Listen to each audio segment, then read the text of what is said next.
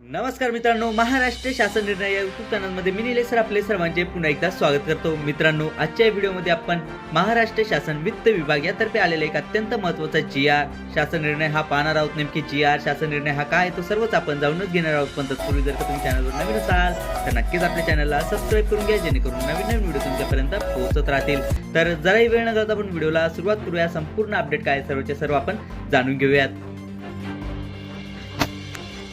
विधिमंडळाच्या डिसेंबर 2025च्या अधिवेशनात सादर केलेले सन 2025 ते 26चे खर्चाचे पूरक विवरण पत्र म्हणजेच मित्रांनो, आपण या ठिकाणी पाहू शकता की विधिमंडळाच्या डिसेंबर 2025च्या अधिवेशनात जे काही सादर केलेले सन 2025 ते 26चे जे काही खर्चाचे पूरक पत्र होते ते विवरण पत्रासाठीचा हा जो काय आहे तो अत्यंत महत्त्वाचा जी.आर. आहे। मित्रांनो, आपण या ठिकाणी पाहू शकता की महाराष्ट्र शासन वित्त विभाग यातर्फेचा हा जो काय आहे तो अत्यंत महत्त्वाचा जी.आर. आहे। आपण या ठिकाणी शासन परिपत्रक क्रमांक पाहू शकता की पूरक 2025 प्रत क्रमांक 84 अर्थ 3 असा आहे।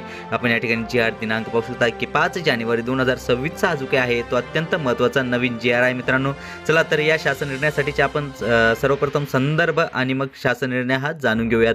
यामध्ये सर्वात पहिला जो काही संदर्भ आहे तो म्हणजे की शासन परिपत्रक वित्त विभाग क्रमांक अर्थसंकल्प 2025 प्रत क्रमांक 44 अर्थ 3 दिनांक 7 एप्रिल 2025 असा आहे। यानंतरचा दुसरा जो काही संदर्भ आहे तो म्हणजे की शासन पूरक पत्र वित्त विभाग क्रमांक अर्थसंकल्प 2025 प्रत क्रमांक 44 अर्थ 3 दिनांक 29 एप्रिल 2025 असा आहे। यानंतरचा तिसरा जो काही संदर्भ आहे तो म्हणजे की शासन शुद्धीपत्रक वित्त विभाग क्रमांक अर्थसंकल्प 2025 प्रत क्रमांक 44 अर्थ 3 दिनांक 5 मे 2025 असा आहे। यानंतरचा चौथा जो काही संदर्भ आहे तो म्हणजे की शासन परिपत्रक वित्त विभाग क्रमांक अर्थसंकल्प 2025 प्रत क्रमांक 44 अर्थ 3 दिनांक 8 ऑक्टोबर 2025 असा आहे। यानंतरचा पाचवा आणि शेवटचा जो काही संदर्भ आहे तो म्हणजे की शासन परिपत्रक वित्त विभाग क्रमांक अर्थसंकल्प 2025 प्रत क्रमांक 44 अर्थ 3 दिनांक 17 ऑक्टोबर 2025 असा आहे। चला तर मित्रांनो, जराही वेळ न घालवता आपण शासन निर्णय काय तो सर्व आता जाणून घेऊयात। सन 2025 ते 26 या वर्षाचे खर्चाचे पूरक विवरण पत्र दिनांक 8 डिसेंबर 2025 रोजी विधानमंडळात सादर करण्यात आले। सदर पूरक खर्चास आता विधानसभेत मान्यता दिली आहे। दिनांक 31 मार्च 2026 रोजी संपणाऱ्या वित्तीय वर्षाच्या विनियोजनामध्ये समाविष्ट करण्यासाठी पुरवणी विनियोजन विधेयकास माननीय राज्यपाल महोदयांनी संमती दिली आहे आणि ते महाराष्ट्र तृतीय पुरवणी विनियोजन अधिनियम 2025 सन 2025 चा महाराष्ट्र अधिनियम क्रमांक 51 म्हणून महाराष्ट्र शासन राजपत्र असाधारण भाग 4 दिनांक 26 डिसेंबर 2025 यामध्ये प्रसिद्ध करण्यात आला आहे। तसेच सर्व मंत्रालयीन विभागांना असे कळविण्यात येत आहे की त्यांनी पुरवणी विनियोजन अधिनियमानुसार मंजूर झालेल्या पूरक मागणीच्या निधी वितरणाचे प्रस्ताव पूरक मागणीच्या मूळ नस्तीवर थेट वित्त विभागास सादर करण्यात यावेत। मूळ तरतूद अखर्चित असल्यास पुरवणी मागणी वितरित करण्यासाठी विवक्षित कारणे असल्याशिवाय सरसकट प्रस्ताव हे वित्त विभागास पाठवू नयेत।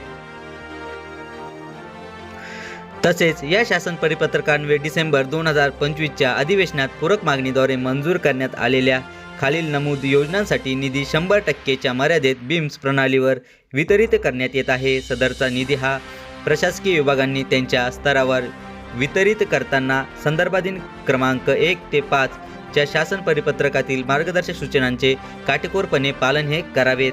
यामध्ये सर्वात पहिले जे काही आहे ते म्हणजे की केंद्र पुरस्कृत योजनेतील केंद्र व समरूप राज्य हिस्सा, त्यानंतर दुसरे जे काही आहे ते म्हणजे की 15व्या वित्त आयोगाच्या तरतुदी, त्यानंतर तिसरा जे काही आहे ते म्हणजे की केंद्र शासनाकडून राज्यांना भांडवली गुंतवणुकीसाठी विशेष सहाय्य योजनेअंतर्गत 50 वर्ष मुदतीचे बिनव्याजी कर्ज, त्यानंतर नाबार्ड, सिडबी, NHB या संस्थांकडून प्रतिपूर्ती स्वरूपात प्राप्त होणाऱ्या कर्जासाठी तरतूद। यानंतरचा जो काही मुद्दा आहे तो म्हणजे की बाह्य सहाय्यित योजनेतील बाह्य हिस्सा, राज्य हिस्सा व कर्ज, त्यानंतर केंद्र शासनाने मंजूर केलेल्या मातृ मंजुरीच्या मदर सँक्शन मर्यादेत राज्य हिस्सा। मित्रांनो, सदरचा शासन परिपत्रक हे महाराष्ट्र शासनाच्या www.maharashtra.gov.in या संकेतस्थळावर उपलब्ध करण्यात आला असून त्याचा संकेतांक हा 2026010515 54207305 असा आहे. म्हणजेच मित्रांनो, जर का तुम्हाला हा जो काही GR शासन निर्णय हा जर का डाउनलोड करायचा असेल तर ही जी काही आपली महाराष्ट्र शासनाची ऑफिशियल वेबसाईट आहे यावर जाऊन तुम्ही हा संकेतांक टाकून हा डायरेक्टली GR डाउनलोड करू शकता.